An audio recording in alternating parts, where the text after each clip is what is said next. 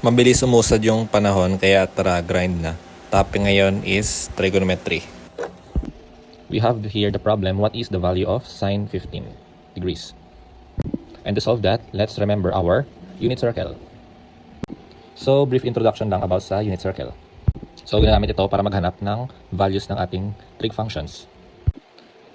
Bali, ito yung value ng cos, tsaka ito yung value ng sine. So, ang sine 30 degrees daw is may value na 1/2. And ang cosine 30 degrees naman ay may value na root 3/2. So, yan, ginamit ito para kukunin yung values nila.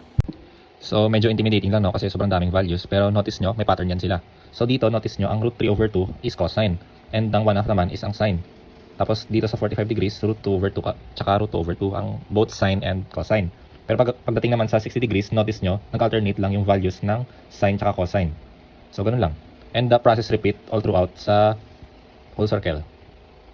Difference lang is negative dito yung cosine values kasi nasa quadrant 2. Tapos sa quadrant 3 naman, negative ang sine tsaka cosine values. Tapos dito naman, only the sine values are negative. So, yun lang. May pattern yan. Basta analyze nyo lang.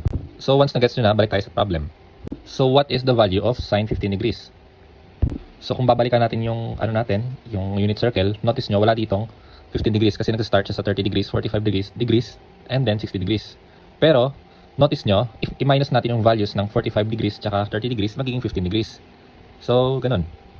So, bale, ito na siya. And if we would recall our addition and subtraction of trigonometric identities, ang difference ng angle sa loob is may identity na ganito. So, sine A minus B is equal to sine A cosine B minus sine beta cosine alpha. Bale, yan sila. Sine and cosine addition and subtraction formulas. So, our alpha here is 45 degrees and our beta is 30 degrees. So, input our values, we now have this. So, now let's plug in the values from our unit circle. So, ang sine 45 degrees is root 2/2.